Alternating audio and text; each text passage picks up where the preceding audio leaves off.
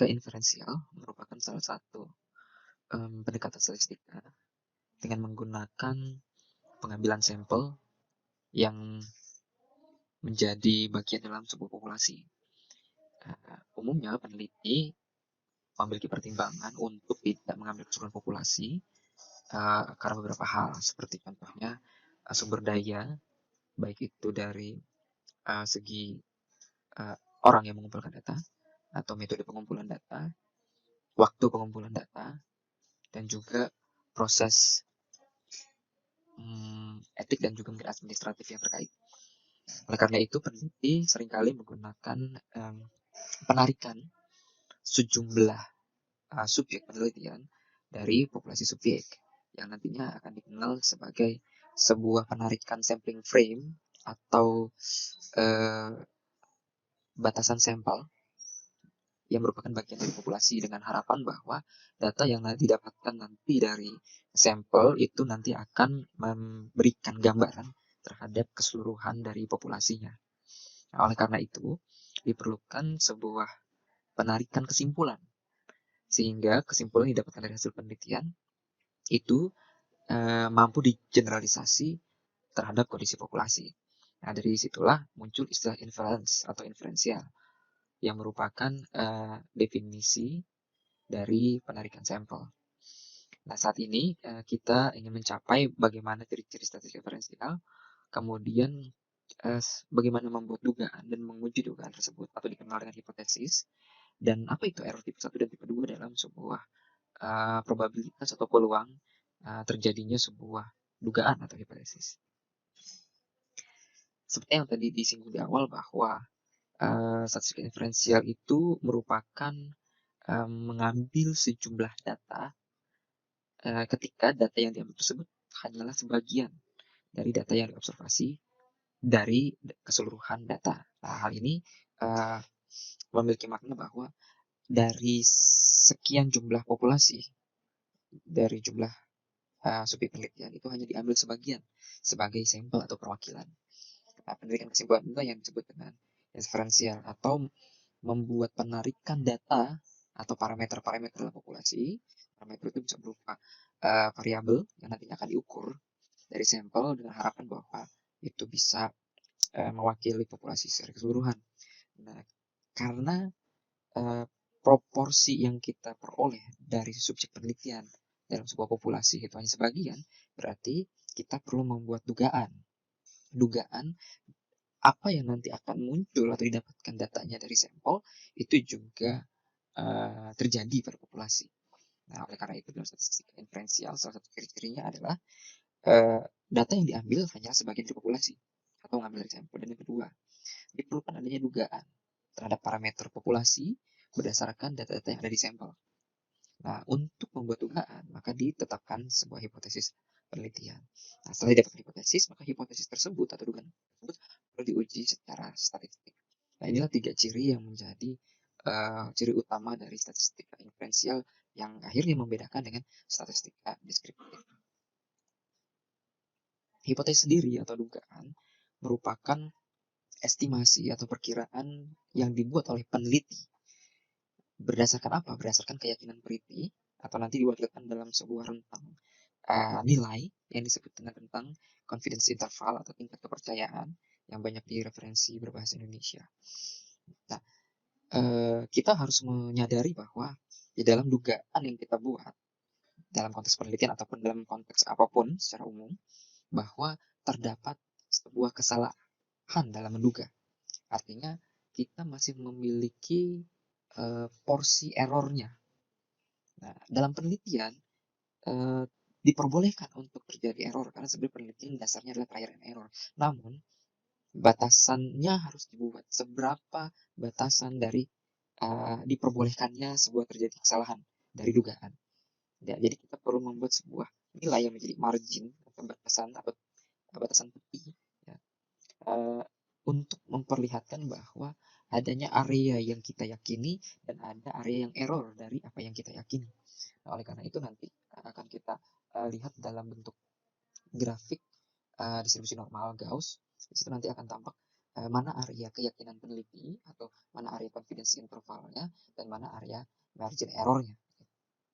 Karena contoh misalnya ketika kita menduga hari ini, ketika kita memandang ke langit dengan awan-awan yang ada di langit, kita membuat dugaan apakah saat ini misalnya kita melihat pada siang hari, lalu kita membuat hipotesis atau dugaan, apakah nanti sore akan terjadi hujan atau tidak, berdasarkan apa yang kita amati, yang menjadi data-data dari pengamatan awal. Itulah sebabnya dalam melakukan penelitian kita perlu melakukan observasi, baik itu dari tinjauan teori ataupun dari bukti empiris. Bukti empiris ini dari hasil penelitian sebelumnya. Ditambah dengan satu lagi fenomena yang terjadi di lokasi atau di lapangan atau di populasi. Nah, sehingga tiga hal inilah yang membentuk keyakinannya si peneliti. Jadi seberapa yakin peneliti terhadap dugaannya dia, itu didasari oleh tiga hal tadi. Yaitu dari tinjauan teori terkait, bukti empiris hasil penelitian sebelumnya, dan juga fenomena yang ada di lapangan atau di lokasi. Nah, kemudian dari situlah akhirnya peneliti menentukan besar persentase atau rentang confidence interval dalam bentuk persentase. Yang umumnya digunakan memang 95%. Ada juga pada penelitian yang mengharuskan hanya sedikit sekali terjadi kesalahan, maka tingkat kepercayaannya 99%. Namun ada yang agak longgar sehingga keyakinannya itu 90%. Nah, ketika si peneliti ini yakin dengan besar rentang confidence intervalnya itu 95%, berarti peneliti mengizinkan dirinya untuk membatasi terjadinya error dari dugaannya dia sebesar 5%. Kenapa 5%? Karena dari kondisi keseluruhan kejadian 100%, yakinnya 95%, berarti sisanya ada 5% itu adalah area error, batasan kesalahan dari dugaan itu. Nah, ketika CI-nya atau confidence intervalnya itu 90%, berarti porsi margin of error-nya adalah 10%. Kalau 99% CI-nya berarti margin error-nya adalah 1%. Nah, kemudian ketika dalam konteks perumpamaan tadi bahwa kita punya dua dugaan, nanti sore itu hujan atau tidak, berarti kemungkinannya dua, hujan dan tidak hujan. Inilah dugaan awalnya. Nah, dalam penelitian itu ada dua jenis hipotesis. Yang pertama, hipotesis null, ya, dituliskan dengan NULL, disimbolkan dengan H dan angka 0. Hipotesis null ini adalah sebuah dugaan terhadap ketiadaan. Karena null itu artinya ketiadaan. Jadi hipotesis null atau H0 adalah sebuah ketiadaan dari dugaan penelitian. Contoh misalnya, apakah nanti sore akan hujan? Berarti H0-nya adalah tidak hujan. Karena kondisi yang mau diduga adalah hujan atau tidak. Berarti ketiadaannya adalah tidak hujan. Itulah H0-nya. Nah, dalam statistik yang menariknya adalah hipotesis yang diuji secara statistik adalah hipotesis null, ketiadaannya. Kenapa? Karena ketiadaan itu menunjukkan area error dari dugaan. Nah, jadi itu yang diuji secara statistik. Seberapa besar kita melakukan kesalahan, sehingga nanti jika tidak terjadi ketiadaan atau H0, maka kita punya dugaan lain yang menjadi alternatif. Itulah sebabnya, jadi hipotesis yang kedua disebut dengan hipotesis alternatif atau disimbolkan dengan HA. Jadi ada H0 atau hipotesis 0 dan juga ada hipotesis alternatif atau HA. Kenapa disebut hipotesis alternatif? Karena hipotesis tersebut adalah alternatif dari H0. Nah, misalnya tadi dugaannya tentang hujan, berarti H0-nya adalah ketiadaan hujan atau tidak hujan. Maka alternatif dari tidak hujan apa? Adalah peluang atau kemungkinan satu lagi, yaitu terjadinya hujan. Jadi H0-nya adalah tidak hujan dan HA-nya atau hipotesis alternatifnya adalah hujan. Nah, dalam tampilan ini, ketika kita berpatokan pada H0, berarti di sisi sebelah kiri,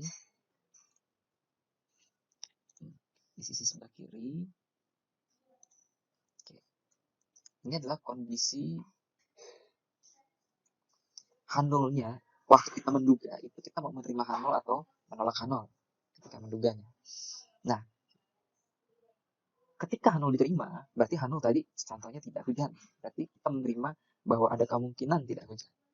Nah, kalau H0 ditolak, berarti kita pakai alternatifnya, HA-nya. Berarti kita menolak ketiadaan hujan. Berarti kita menerima kemungkinan terjadinya hujan. Itu yang dimaksud dengan H0 ditolak. Ketika kita membandingkan dengan realitanya, ya, jadi penerimaan H0 ini terjadi sebelum kejadian. Sedangkan di sisi bagian atas, saya berikan warna hijau, Ini adalah realita terjadinya Hanul. Jadi Hanulnya itu kejadiannya bagaimana? Ketika Hanulnya benar, artinya benar, tidak hujan. Karena tadi Hanulnya adalah tidak hujan. Nah, kalau misalnya realita Hanulnya salah, berarti eh, terjadi hujan. Karena tadi Hanulnya tidak hujan. Nah, dari dua sisi ini, dugaan penerimaan Hanul dan juga realita terjadinya Hanul, maka kita akan mendapatkan 4 kemungkinan. Nah, ketika Hanul kita terima di awal, berarti barisnya baris pertama. Namun kenyataannya Hanulnya itu terjadi, berarti kolom pertama. Maka kita akan mendapatkan kemungkinan bahwa dugaan itu benar terjadi. Karena Hanulnya diterima, tidak hujan. Ternyata benar waktu saat sore hari, benar tidak hujan. Berarti dugaan kita benar. Begitu juga sebaliknya, ketika Hanul ditolak,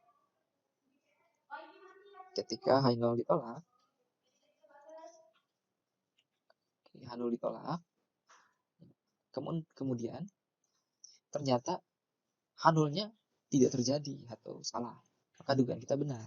Kenapa benar? Karena kita menolak Hanul, artinya kita menolak tidak terjadi hujan. Artinya kita mau menerima bahwa dugaan kita nanti itu hujan. Dan kenyataan ternyata Hanulnya salah. Gitu. Atau artinya terjadi hujan, maka dugaan kita kan benar. Gitu. Kita menolak tidak hujan, artinya kita di awal menerima hujan dan ternyata kejadiannya juga hujan. Berarti dugaan kita sesuai dengan kenyataan yang terjadi. Nah, sehingga dua sisi ini, kalau saya berikan penomoran, ini sel 1, ini sel 2, ini sel 3, dan ini sel 4.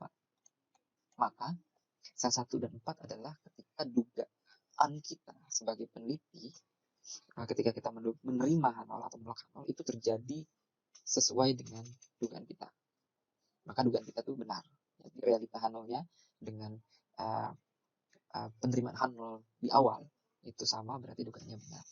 Nah, tadi kan penerimaan Hanul ini dugaan di awal sebelum data diambil, data diolah. Nah, ketika data diolah barulah ketahuan realitanya itu bagaimana ketika data itu kita dapatkan. Nah, kemudian kejadian berikutnya ketika saya pakai warna hijau saja. Ketika Hanulnya ini diterima awalnya, artinya kita menerima bahwa tidak terjadi hujan. Ternyata yang terjadi hujan. Atau realita Hanulnya salah. Maka kita berada di sel yang kedua.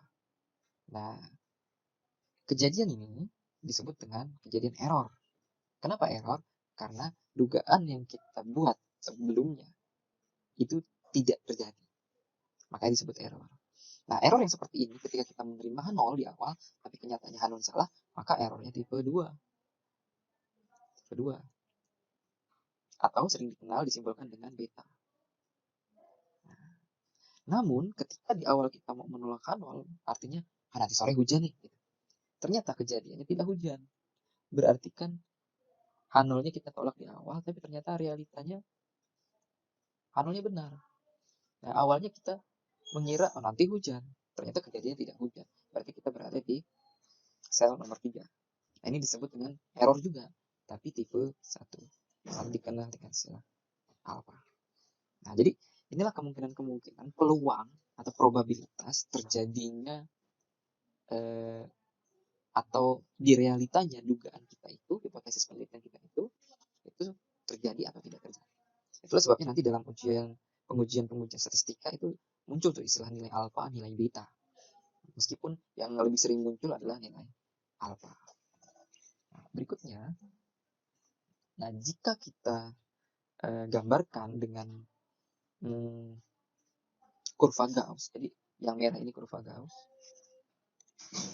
Saya ganti dulu dengan pointer. Oke. Kalau kita lihat di garis merah ini adalah kurva Gaussian atau kurva distribusi normal, baik yang warna merah ataupun yang warna biru. Nah, kita fokus ke yang warna merah. Oke, di warna merah ini adalah hipotesis nol kita. Ya, warna merah ini adalah, mohon maaf, yang warna merah ini adalah distribusi data kita. Nah, area antara -2 dengan 2, ini adalah area interval confidence interval. Ya, area keyakinan atau confidence interval. Misalnya di sini nilai confidence intervalnya 0,95 atau kalau dalam bentuk persentase itu 95%. Berarti kalau area min 2 sampai dengan 2 ini 95%, berarti sisanya di kedua ujungnya ada 5%. Nah, dari sisa 5% tadi, karena kita punya dua sisi kiri, ujung kiri, dan ujung sisi kanan, maka 5% tadi itu kita bagi dua. Berarti di sini 0,25 dan 0,25 atau 2,5% dan 2,5%. Oh ya, mohon maaf, desimalnya 0,025 atau 2,5%. Itulah sebabnya area ini disebut area alfa. Karena alfanya di kiri kanan, maka di sini alfa per 2. Nah, ini juga yang tadi distribusi T, di sini distribusi Pearson. Nah, kita coba lihat misalnya yang ini dulu. Kita gunakan yang ini. Nah, ketika kita menentukan hipotesis, kan kita sudah membatasi dengan kondisi CI 95% dan alpha 5%. Berarti kita punya dugaan. Inilah area error atau dikenal dengan H0. Nah, inilah area CI-nya atau alternatifnya. Nah, dengan demikian, ketika kita punya nilai batasan 0,025 atau tidak usah kita bagi dua, kita langsung sebut saja 0,05 atau 5%. Oke, ini adalah alfanya. Oke. Nah, ketika kita membuat dugaan di awal seperti itu, bahwa alfa kita 0,05 atau 5%, bagian errornya atau area errornya. Nah, kemudian kita ngambil data, ketika pengambilan data sudah dikumpulkan, kemudian diuji secara statistik, kemudian didapatkan nilai probabilitasnya atau p-value. Value-nya sebesar 0,04. Nah, kalau kita bandingkan antara alpha dengan p-value, p-value lebih kecil. Sehingga kalau ini 5%-nya, ini area 5%-nya, maka saya ganti dulu dengan merah. Kira-kira di sini p-value-nya. Nah, saya harus sering. Jadi ini nilai. Artinya area errornya lebih kecil dibanding dugaan kita awal. Nah, kalau dia lebih kecil, berarti yang kita harapkan dari kejadian itu areanya lebih besar. Lalu apa artinya? Artinya dugaan kita benar, karena dugaan peneliti atau HA itu menjadi lebih besar. Artinya sudah melewati dugaan. Dan errornya, kesalahan yang terjadi dia lebih kecil. Jadi value ini lebih kecil dari alpha. Nanti kesalahan dugaannya terjadi lebih kecil. Berarti dugaan kita itu benar. Jadi secara realita bahwa dugaan kita itu benar. Nah, sehingga cara melakukan interpretasinya ketika saya klik di pojok kanan atas,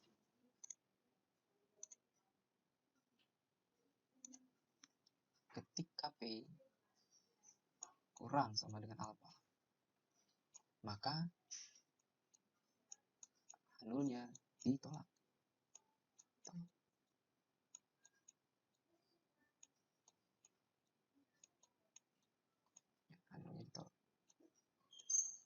Nah, kalau nol ditolak berarti yang diterima apa? Alternatifnya berarti HA-nya ditolak. Misalnya tadi tidak hujan dan tidak terjadi hujan dan terjadi hujan. Berarti kalau probabilitasnya p-value dari hasil analisis data lebih kecil dari alpha, maka H0-nya atau tidak terjadi hujan itu ditolak. Berarti yang terjadi apa? Yang terjadi adalah HA. Apa HA-nya? HA-nya adalah terjadi hujan. Begitu juga sebaliknya. Jika p-value lebih besar dari alpha, maka H0-nya diterima.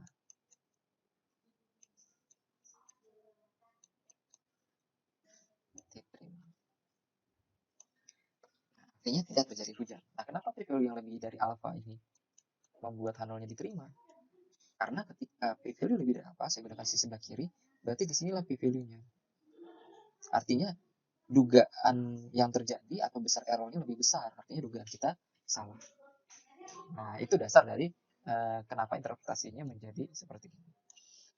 Itu cara konsep dibalik hipotesis dan bagaimana ceritanya hipotesis itu kemudian diuji dan kemudian hasil ujinya itu diinterpretasikan berdasarkan dugaan-dugaan. Demikian, selamat berlatih, selamat membuat hipotesis dan boleh belajar dari hasil-hasil penelitian terkait